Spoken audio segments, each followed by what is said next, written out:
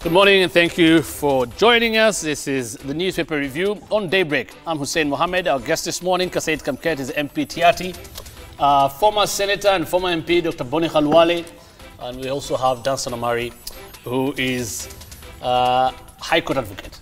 Thank you so much all for making time for us. This morning, let's take a quick look at the headlines right now. This Nation front page says TSC employs 70,000 teachers to Form 1s. A million Form 1 teachers employer says, Form 1's teachers employer says 1 million new students will join secondary school courtesy of the government's universal transition plan. Yet there is no commensurate arrangement to increase a number of teachers. Already we seem to be heading to a problem. The man you see there, best of the best, Kipchoge keeps world guessing. Eliud Kipchoge won't be celebrating too much when he returns home today after being crowned IAAF Male Award Athlete of the Year in Monaco. That is on Tuesday night. He says he will not disclose his plans just yet, so what could he be up to? Small farms face closure of a new tax, and rebel coast MPs beg for pardon. The back page on the Daily Nation, Haji to advertise for more lawyers in graft war. Omar is already raising issues about this, and we'll be talking about this later on. A very quick look at the standard headlines. Winners, losers in Nairobi, new taxes. This is interesting. Motorist parking fee reduced from 200 shillings. Reduced to 200 shillings from 300 shillings. Of course, there are those after what happened on Monday who say it is actually them that it should be more expensive for them to access CBD in as far as parking is concerned. Property owners' fee for approval of building plans capped at 0.5% of the construction cost, a reduction from 3% on value property. There's also a story there about degree holders fight for clerk and receptionist job, talking about cutthroat competition and how NHIF was looted from 2001. Back page, of course, again, is about Eliud Kipchoge, the world champion. And I'll just read that very quickly, that story. You know, he says, and I'll quote him after winning, that is Eliud Kipchoge, the award, "I'm a low-key person. I always have a way of celebrating with my family. Don't expect me to be paraded on top of a car to celebrate my achievements because I consider that an insult." I don't know what Khalwale will think about that. We'll see about that. Khalwale is always on top of a car with somebody's shoulders. But, I mean, it just... it says a lot about this man and his humility. And he's a wonderful... On top of a cow? Even a cow. Do you know what that means? I said a car, not a cow. But just one word for Eliud Kipchoge. I mean, this is a great athlete. And again, his humility precedes him, even after he wins this award, and how he says he'll celebrate. Khalwale. Well, it's just congratulations. And this kind of things happening, we rarely celebrate them in this country. But it's proof that there is a lot of talent lying out there. And it is just about time the government became slightly more serious in ensuring that talent is developed amongst our youth. Right. Yeah, yeah. Congratulations, Kipchoge. It's fantastic. The manner in which he celebrates is not really the issue. The issue is that he has put Kenya in a global perspective, and as a nation, we are proud of one of our sons. We need more of this to develop. Actually, Parliament and institutions that make laws should make laws in a form of affirmative action so that we develop athletics and sports in this country. Put more resources in that line. Right. These are the kind of people whose pictures should have been all over the streets of Nairobi instead of the pictures of politicians in the just concluded conference. And I'm very proud of this Kenyan, and we need to celebrate our sports people more, because these are the people who sell the image of the Republic abroad. And I like also his humility. I compare his humility to that of my party leader, Mheshimiwa Gideon Moi, because he's also a very humble gentleman, then just stamp. So there are very nice Kenyans out there. Okay. Indeed, yes. Okay. Kassait Kamket. That's open for discussion later on. Okay. And, somebody's telling me Khalwale is not abused. I don't know if he is. I'm after that last remark from you. The back page now, let's look at this story. Urgent to advertise for more lawyers in Draft 2. DPP says 19 bids for legal services placed in October failed to meet his office's expectations. After, of course, bringing on board now Khawar Qureshi, senior counsel, and now it's very clear that he's going to tackle the Mwilu case.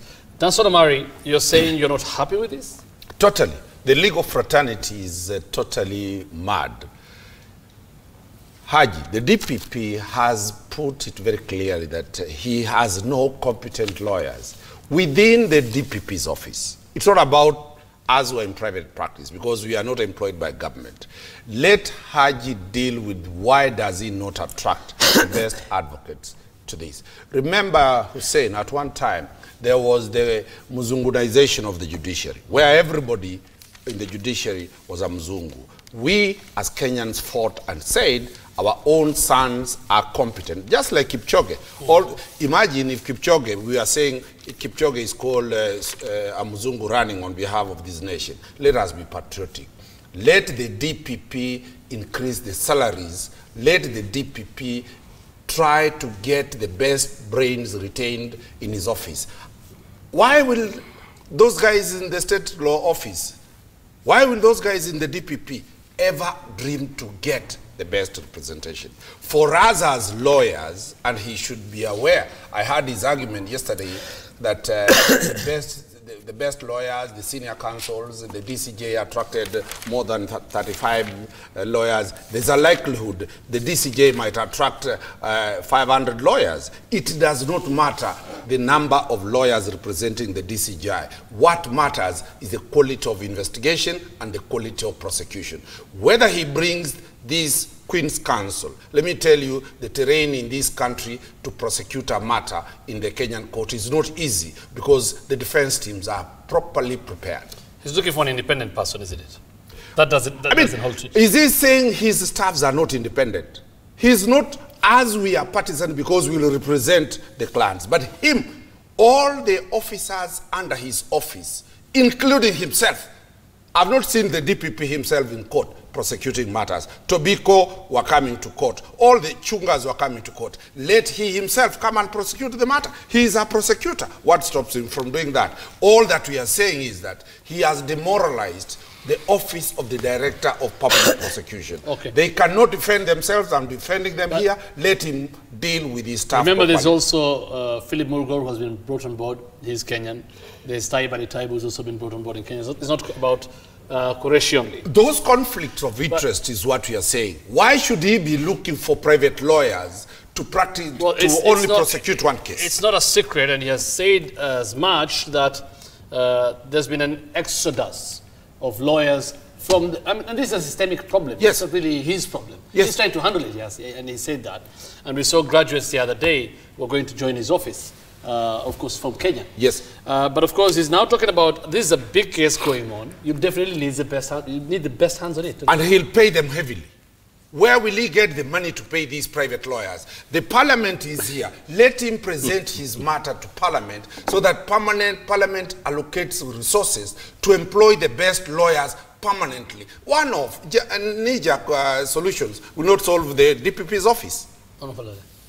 I don't understand the anger by my brother Omari. I think he applied for that job.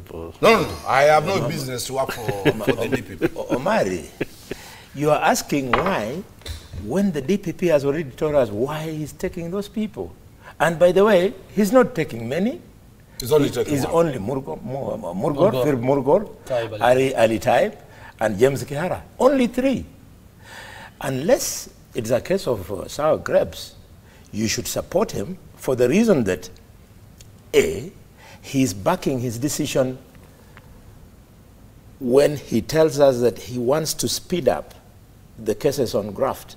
In fact, those of us who believe in the fight against corruption, we want cases of graft to be given the same kind of priority like the election petitions. Because election petitions, they are expected to end within a particular timeline. So we should not only bring in these other hands to help the DPP, but also actually ask members of parliament, and Kamket is here, to do the necessary legislation so that there are timelines introduced for conclusion of anti-corruption, corruption-related cases. Finally, you are a lawyer, I am a doctor, and we know that even within our own professions, not all people are equal. You have doctors, and we have doctors who actually stand out better than the rest. So if some of these lawyers like Murgor, who has been a former deputy prosecutor, a public prosecutor, has stood out as an excellent prey, you should celebrate him. Don't feel bitter. Dr. where we are differing, I'm not worried about the Kenyan. No, let me not lawyer. exchange with you. You'll just, we want to debate. I want to make my point. So there is no doubt that Philip Murgor is a very good lawyer. So if we bring him on board and he guides cases so that we get some convictions, we should be proud of it. And for your information, some other problem about these cases why they fail is because of corruption. But I know Murgor very well. He's not a corrupt man. You cannot pay him to get a particular outcome when he's on a case. So let us encourage the DPP. He's doing a good job to this extent. Okay. I think one of the other issues he was talking about, Khalwali, yes. Omar was talking about, is the London-based lawyer, Queen Counsel Khawar Qureshi. Yes. Apart from the Kenyans that we have on this case. What is wrong with that? What is wrong with that? Well, what's wrong with that? Even in medicine, we moved patients from Nairobi and take them to the UK for special treatment there. There's nothing wrong with it. You guys must work hard to be as good as those Queen's Counsels. and that's what I'm saying. And just to add to what Mheshimiwa Halal is saying, we even have Cuban doctors around. Actually, I just wanted to say, it's not, I doubt whether this is an indictment of on the Kenyan legal practitioners around. I think it's just a desire to do more and better. And the law and the Constitution allows the DPP to do what he has done, even to single source. It is allowed by law. And, you know, to prosecute a person of the level of the Deputy Chief Justice is really a daunting task on advocates. Because this is a very high position, somebody you really hold very highly. And I think it's only fair that you get some people like this from outside who come with, who do not have that real issues with that kind of too much package, you know. Yeah. So it's not a bad idea, Mr. Omari. Really, I think it's a good thing to have these lawyers from abroad. And besides, don't forget that we have an ongoing lifestyle audit of people in this country, and it's going to get thicker and thicker as we move along. He said yes. Yeah. But so we might have some very higher level prosecutions than that of the DCJ. Very soon, pretty soon. He said, I remember yesterday, Haji, that it's not that, quote him, it's not that we can't get prosecutors in Kenya, that I don't have confidence in the prosecutors in my office. I have faith in my staff. I was of a strong opinion that we go for an independent person. How crucial is that? How important is that? We all know that it is the defense mostly that attracts most of you. Yes. not the prosecution. That's what I'm saying. So what does he do? I mean, he needs to address, Mheshimiwa is very categorical here. Yes. Why do we have Mr. Murgor? I have no problem with Murgor, the best prosecution counsel he can be. Why can't he be enticed to be permanently in the prosecution side? Why do we have to have a knee-jerk reaction? Parliament is here. Why do we have people in the EACC permanently employed there? Why do we have every police officer wanting to move from the normal DCI to the EACC? Address that. Why do we have state councils in the Attorney General's office, the state councils in the DPP's office? earning a quarter of what state councils who work for the EACC earn. So the question is systematic problem. It is not about... But you don't change that immediately. You just do that in a day. And that's what I'm saying. It's not the first time the DPP has tried to hire advocates from outside. They have failed totally. Paul Mwite at one time was in this category. Justice Kiage was in this category. All these people, where do they have allegiance to? Today you hire me for a day. Why does Citizen have permanent staff here? You hire another man from another area. Where will be the loyalty? So my position is, Mheshimiwa, go to Parliament. Instead of making a law to increase your salaries and to increase your packs, add the DPP money to recruit the best and retain the best. When we form government, next government, hopefully, God willing, we will hire him also as one of those prosecutors. So will you pay? I'll ask him to bid this time and let this be, because it's already happening. But I've picked some very good arguments from him. Thank you. And hopefully, when we form government, the next government, after this one, we will have him very close to us. There's a crucial point here. I mean, Omari, there are cases going on, big corruption cases going on. Yes. There's a new drive to fight corruption. Yes. You can't start, I mean, you can't change the DPP's office and the salary structures and attracting or improving the quality of lawyers there in a day. Yes. What do you do when you have all these cases in court right now? I mean, you can do the systemic changes as you do this, right, as you hire the best.